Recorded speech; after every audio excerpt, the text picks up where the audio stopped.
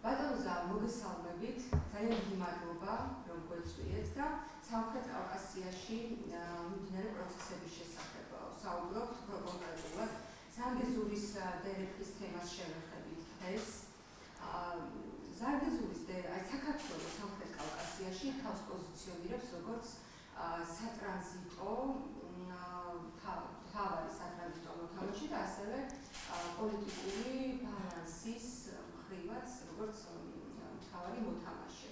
ზანგეზურის დერეფანი თუ უქმნის ამოცემულობას ერთგვარად რაიმე საფრთხეს თქვენი შეფასებით, თუ ამოქმედება ეს დერეფანი, ხომ არ დააყენებს საფრთხის ქვეშ საქართველოს სატრანზიტო როლს და ასევე რეგიონში პოლიტიკურ ძალთა ბალანსი ხომ არ შეიძლება რომ საქართველოს საზიანოდ შეიცვალოს, თქვენი მოსაზრება როგორია? მადლობა მინდა გითხრათ მოწვევისათვის.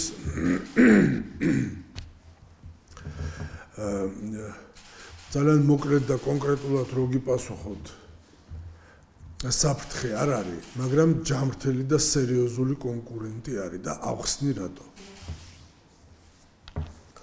როდესაც წლები ამ თემებზე ვლაპარაკობთ ჩვენ, როცა ზოგიერთი პოლიტიკოსიც არც კი იცოდა ზანგეზური სად იყო და რა იყო, მაშინ ვლაპარაკობდით ჩვენ, რომ შეიძლებოდა ეს მარშრუტი განხილულიყო როგორც ალტერნატივა.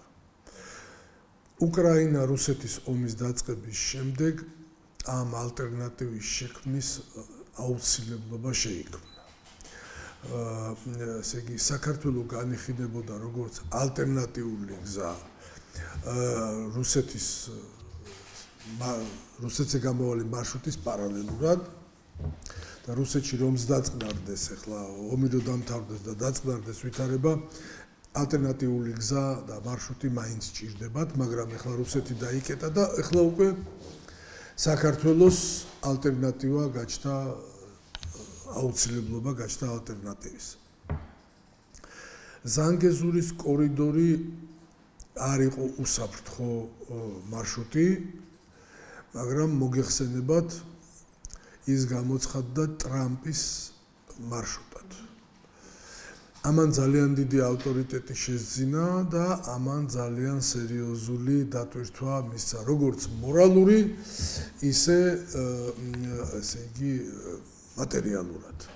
ამას დაემატა ის, რომ ამერიკის შეერთებულმა შტატებმა ჯერ ჩინელებთან დადეს სავაჭრო ეკონომიური ხელშეკრულება ორივესთვის მისაღები და ჩინეთს პრაქტიკულად ხელფეხი გაეხსნა თავის საქმიანობისთვის დასავლეთის მიმართულებით და შემდეგ ამერიკის შეერთებული შტატების პრეზიდენტმა შუა აზიის რესპუბლიკების ლიდერები მიიწვია თეთრსახში, 5 რესპუბლიკის ლიდერი და არ არსებული რამ მოხდა, ესე იგი შუა აზიის 5-ვე რესპუბლიკის ხელმძღვანელობამ ამერიკის შეერთებული შტატების უსაფრთხოების გარანტიის ქვეშ ხელი მოაწერეს სავაჭრო ეკონომიურ ურთიერთობებს.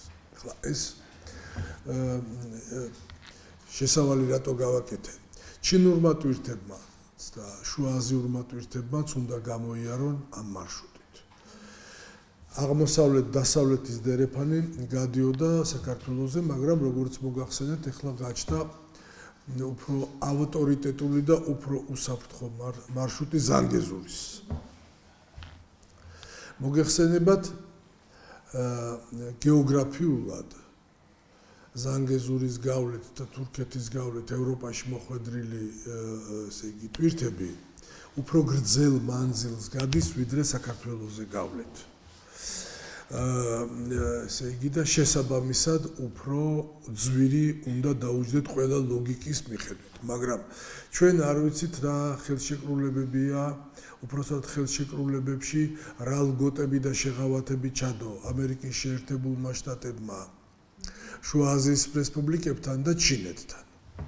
ამას რატო ვამბობ, იმიტომ რომ ესე იგი თუ ამერიკის შეერთებულმა შტატებმა ამ ეს კორიდორი 59 წლით აიღო და უსაფრთხოების გარანტი ისედაც არის და უსაფრთხოების გარანტორის გარდა ის ოპერატორიც გახდა, მაშინ ის სავსებით ბუნებრივია შეეცდება მომსახურეობის ტარიფები და გადაზიდვის ტარიფები იმ დონეზე შეამციროს, რომ საინტერესო გახადოს ეგ მიმართულება. ამ შემთხვევაში ალბათ ეგრეც იქნება. ეხლა ამ შემთხვევაში საქართველოს რა უნდა გააკეთოს? ამ შემთხვევაში საქართველოს უნდა მიიღოს ეს ჯანმრთელი კონკურენციის პირობები. მე ვერ გეტყვით, ჩვენ დღეს ვერ ვილაპარაკებთ რა ტარიფების პროცენტულ რაოდენობაზე, ეს ეკონომისტების საქმეა და მათ უნდა დათვალონ, მაგრამ საქართველოს უნდა კონკურენცია გაუწიოს გადაზიდვის ტარიფებით, კონკურენცია უნდა გაუწიოს მომსახურეობის მაღალი დონით და კონკურენცია უნდა გაუწიოს ოპერატიულობით. ამის გარდა გადამზიდავისთვის პრინციპში მთავარი არის ნაკლები ხარჯით უფრო მეტი სარგებელი ნახოს და რათა კომფორტულად იმგზავროს, უსაფრთხოდ იმგზავროს. ეხლა ჩვენ საერთოდ არ გვექნებოდა ეს პრობლემა, საქართველოს რო უკვე გამხდარიყო, ან გახდეს უახლოეს მომავალში პირდაპირი კავშირი დასავლეთთან. ანუ თურქეთის ტერიტორიის გავლა რო არ ჭირდებოდეს გადამზიდავს და დაუშვათ საქართველოს გავლით ქართული პორტებიდან ბურგასი, ვარნა და კონსტანცაში პირდაპირ პარომებით რო გადადიოდეს პირდაპირ. არ ვიცი რამდენი პარომია, არ ვიცი რა მოთხოვნაა ეხლა რაოდენობაზე, ბუნებრივია გაზრდილი იქნება და კიდე გაიზრდება ეხლა ჩინეთთან და შუააზიურ რესპუბლიკებთან, შუააზიურ ქვეყნებთან, ამერიკის შეერთებული შტატების მიერ გაფორმებული სავაჭრო ეკონომიური ხელშეკრულებები მათ საშუალებას მისცემს თავისი აქ მარტო ენერგომატარებლებზე არ არის ლაპარაკი. აქ მარტო ენერგომატარებლებზე აღარ არის ლაპარაკი, ყველაფერზეა ლაპარაკი. ანუ ჩვენ თუ ესე იგი ამ ჯანმრთელ კონკურენციას დავძლევთ და როგორც მოგახსენეთ ეგრეთ წოდებულ პარომებს, ბორნებს ქართულად, რითიც დაუშვათ თვით გამტაროვანებასაც გავზრდით და უფრო საინტერესოს და მოკლე ანუ აღმოსავლური ტვირთები პირდაპირ დასავლეთში მოხდება სომხეთის და თურქეთის ესე გვერდისავლით. გზაც მანძილით შეუმცირდება და უფრო მეტი კომფორტია, როდესაც პირდაპირ ხარ გასული და ესე რამოდენიმე ქვეყნის, რამოდენიმე საბაჟოს და კონტროლის გავლა არ გიხდება. გარდა ამისა, ჩვენ სასარგებლოდ მუშაობს ერთი მნიშვნელოვანი ფაქტორი ის, რომ ჩინეთი და თურქეთი მსოფლიოს სავაჭრო სისტემაში დაახლოებით ერთი და იგივე სეგმენტს წარმოადგენენ, დაბალი და საშუალო.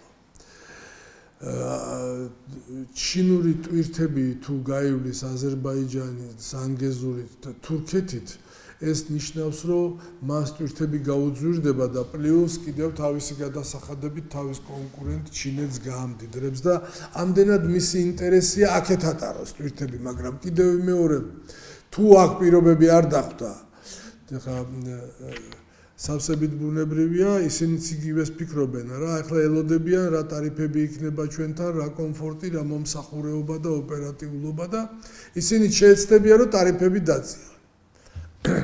ეს თავიდან რო ავიცილოთ რა, ეს ჯიბრით ლაპარაკი და ეს ასე ვთქვათ პოლიტიზირებული კონკურენცია არ გახდეს ეს.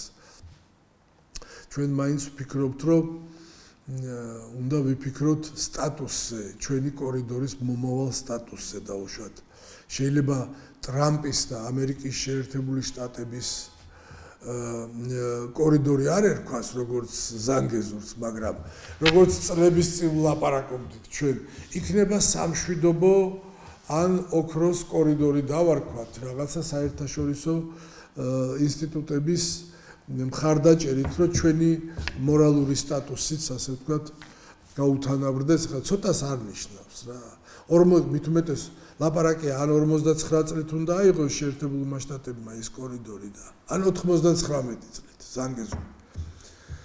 ცუდი არ არის ეს. 90-იან წლებში ჩვენ რო საერთაშორისო საზოგადოება რო საქართველოს მიმართ ისეთ ყურადღებით ყოფილიყო, როგორც ეხლა დადებითია თუ არ ყოფითია, მაგას მნიშვნელობა არ აქვს ახლა განსაკუთრებით. და მაშინ რომ აფხაზეთის რკინიგზის კონტროლი საერთაშორისო ორგანიზაციებს აიღო თავზე, აფხაზეთის ომი არ მოხდებოდა. ზანგეზურის კორიდორის აიღო უსაფრთხოების გარანტიების ქვეშ შეერთებული მასშტაბებმა, ეს იმას ნიშნავს, რომ 4 ქვეყანას წაართვა ინიციატივა და სურვილი იქ რაიმე მოაწყოს. აზერბაიჯანი, სომხეთი, თურქეთი და ირანი. ვერც ერთი ქვეყანა ვერაფერს ვერ გაბედავს. ამდენად ვამბობ, უფრო უსაფრთხოა ის კორიდორი.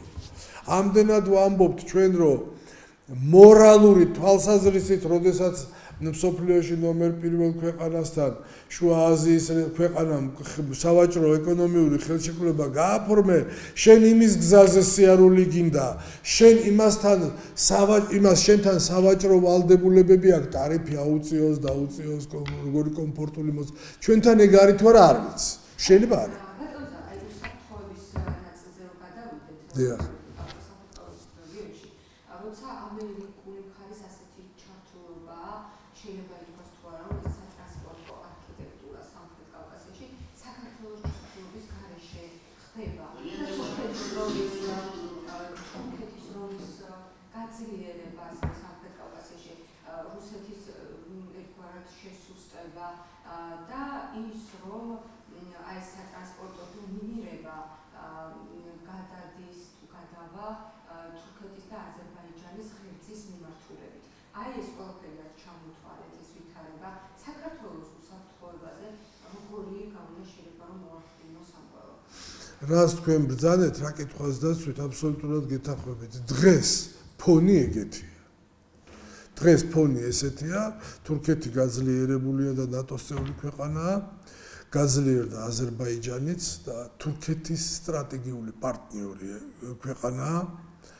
ადრეც ბევრჯერ გვისაუბრია ამაზე თურქეთს, აზერბაიჯანს და შუა აზიის 5 რესპუბლიკას ერთი რწმენა აქვს, ერთ ენაზე საუბრობენ ტაჯიკების გარდა.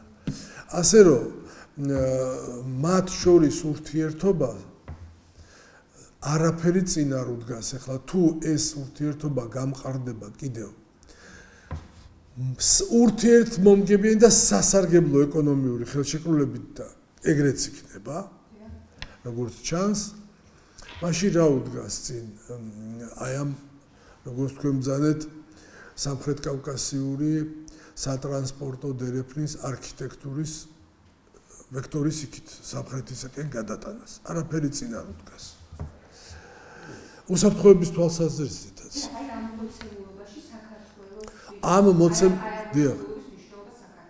ამ მოცემულობაში დღევანდელ როგორი არსი დღევანდელობისა როგორია დასავლეთთან დაპირისპირებულია საქართველოს სერიოზული ზეწოლაა დასავლეთის მხრიდან საქართველოს ხელისუფლებაზე ის კონკურენციას ჩვენი აზრით ჯერჯერობით ვერ უწევს აი ამ სამხრეთ ზანგეზურის დერეფანის და ამ დერეფნით მოსარგებლე ქვეყნების ხელმძღვანელობის სურვილებს კონკურენციით ვიძახი და პრაქტიკულად დარჩენილია პირისპირ რუსეთის, რომელიც ომშია, რომელიც არ არის ძლიერი, რატომღაც მე არ ვიცი ახლა პროპაგანდისტები რას ლაპარაკობენ, მაგრამ ხა არავისთვის არ ცხელა დღეს რუსეთის სამხედრო პოლიტიკურ ხელმძღვანელობას, სანამ უკრაინაში ომი არ დამთავრდება, ვესი სამხრეთ კავკასიისთვის მოიცლის და მით უმეტეს ვერც საქართველოსთვის ვერ მოიცლის, რაღაც პატარ-პატარა დაუშვათ კორექტივების გარდა. როგორც მოგახსენეთ, აუცილებლად რაღაცა სტატუსი უნდა მოუძებნოთ ჩვენ ამ კორიდორს და ამის შესახებ უნდა დაველაპარაკოთ ან ამერიკის შეერთებულ შტატებს, ან ბრიტანელებს, რა წინააღმდეგ შემთხვევაში ჩვენ მოგვიწევს 10-ჯერ მეტი შრომა იმისათვის, რომ უსაფრთხოების სტატუსი შევინარჩუნოთ. გამოუვალი მდგომარეობა არ არსებობს. ბოლო-ბოლო დემპინგზე იმუშავებ და რაღაცა ისეთ ეკონომიკურ ნაბიჯებს გადადგავ, რომ საინტერესო გახდები, მაგრამ დრო მიდის. ამით სარგებლობენ ჩვენი მტრები, ამით სარგებლობენ ჩვენი კონკურენტები, ქვეყნის შიგნით სიტუაცია არ დაწყნარდება აი ამ ნიადაგზე და სხვა კიდევ წვრილმანი მიზეზებით, ხო და ჩვენთვის ისიც გაუგებარია რა გახდა ამ რუსებთან დალაპარაკება. მე მესმის რომ რუსეთის სამხედრო პოლიტიკური ხელმძღვანელობა დღეს მზად არ არის საქართველოსთან აწარმოოს მოლაპარაკებები, მაგრამ საერთაშორისო საზოგადოების წინაშე, შენი ერის წინაშე, შენი ქვეყნის წინაშე, სინდისის წინაშე ხო მართალი უნდა იყოს. შენ შესთავაზე და ის თუ არ დაგეთანხმება, ეს უკვე იმისი მინუსია, ეს ლაპარაკი იმაზე კი არ არის შენ შედეგზე გახვალ თუ არა. შენ სცადე და არაფრისთვის უნდა ვცადო, ხო იცით როგორი ვიტარება, ამაზეა ლაპარაკი. მოკლედ მოცემულობა ჩემო კარგო ისეთია რომ ესე იგი უპირატესობა აქვს ამ კორიდორს ზანგეზურის მაგრამ იქ ინფრასტრუქტურული სამუშაოებია ჩასატარებელი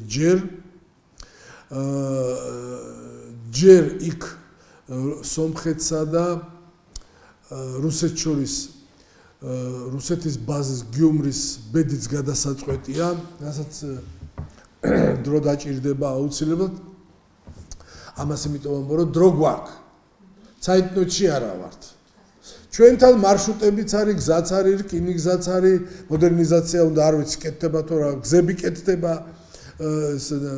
მილია ნავთობსადენია არ ვიცი ბორნებიც შეიძლება თითო ბორონი არის მაგრამ მე ვამბობ რომ უნდა გაიზარდოს ბორნებიც რაოდენობით თვითმწევრობა გაიზრდება და ამასთან დაკავშირებით გამოუვალი მდგომარეობა არ არსებობს.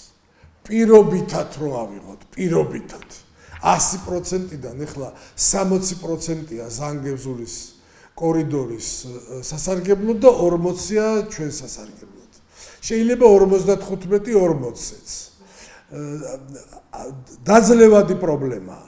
თავარია ოპერატიულობა, თავარია სახსრები და თავარია საერთაშორისო საზოგადოებასთან ან რომელიმე გავლენიან ინტერეს ჯგუფებთან, რომლებიც მთელ მსოფლიოში ხო ესეა სეგმენტებად არის, არა მსოფლიო გაყოფილი.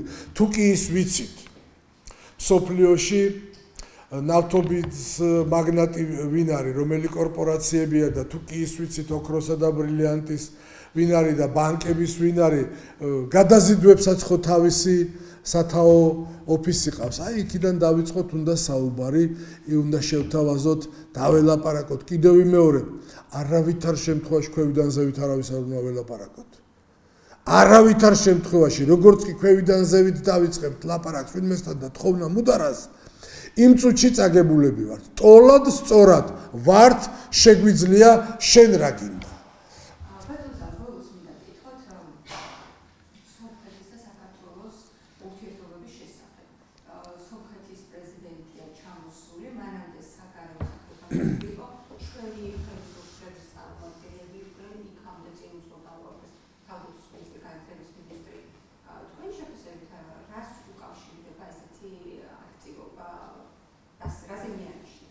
სავსებით ბუნებრივი პროცესია. სავსებით. ისეთი ბუნებრივი პროცესია, რომ აზერბაიჯანელი ბლოგერებიც კი აღარ ილანძღებიან და აღარ ღელავენ ამის გამო. სომხეთმა გამოხატა თავისი დააკონკრეტა თავისი საგარეო პოლიტიკური და ეკონომიკური ინტერესები. სომხეთის რესპუბლიკის ახლანდელმა პოლიტიკურმა ხელმძღვანელობამ აირჩია დასავლეთი და აირჩია ევროპა.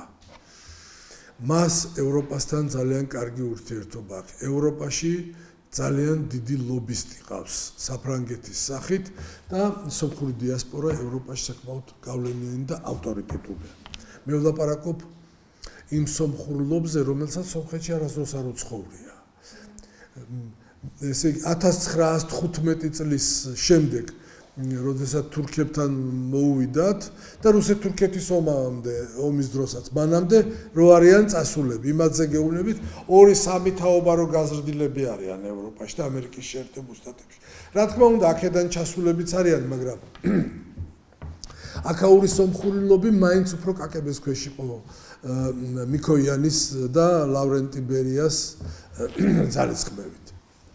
მაშინ სადამე ხო მე ამერიკის შეერთებულ შტატებთან ხელშეკრულება გააქვს სამშვიდობო ხელშეკრულება რომელშიც წერია ზანგეზურის კორიდორის მნიშვნელობის შესახებ. ანუ ამერიკის შეერთებული შტატები კიდევ ვიმეორებ, იქ უსაფრთხოების გარანტი უკვე არის და თუ ოპერატორიც გახდა, ნუ მე სერიოზული უპირატესობა ექნება ამ კორიდორს. ეხლა სახმელეთო და საგარეო ურთიერთობები სომხეთის რესპუბლიკის ხელმძღვანელობას დალაგებული აქვს. კონცეფციის დონეზე აღარ, ხელშეკრულებების დონეზე. ეხლა ბუნებრივია ზღვაზე გასასვლელიც უნდა და თან არანაირად არ ჭირდება საქართველოსთან კონფლიქტი იმ მარტივი მიზეზის გამო, რომ პერსპექტივაში შეიძლება ჩრდილოეთის სამხრეთის მიმართულებით რკინიგზა საქართველოზე გამოიაროს და სომხეთზე უნდა გაიაროს. ამდენად იბევებს კარგ ურთიერთობას საქართველოსთან. ბუნებრივია კიდევ ვიმეორებ, არაფერი ამაში ცუდი არ არის.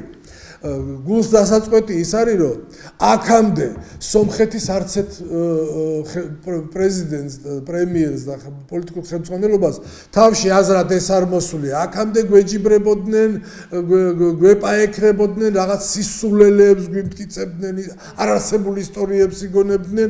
ეს დალაგებული კაცია რა. ამ კაცმა ძალიან პრაგმატულად ჭირდება. შეიძლება სულაც გულზე არ ვეხატებით, მაგრამ მჭირდებით გვეუბნება. ჩვენც უნდა უთხრათ კი ბატონო თუ გჭირდებით ჩვენ რა შენგან სირცხვილია თუ სომეხთან ვაჭრობა ეს არის რა ქვია არ შეიძლება კიდევ ვიმეორებ სწორ გზაზე დგანან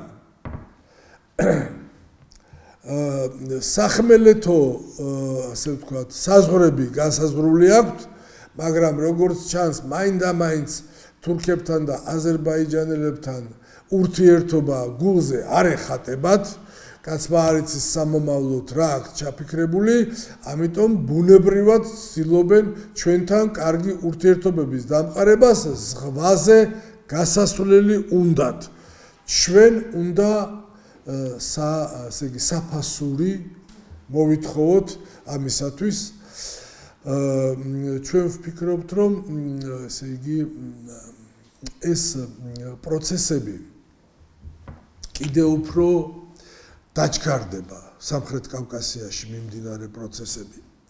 ჩვენ ვფიქრობთ, რომ სანამ უკრაინაში ომი დამთავრდება, მანამდე ყველაფერი უნდა თქვენ ბრძანეთ და სწორი შეფასება ეს სამხრეთ კავკასიური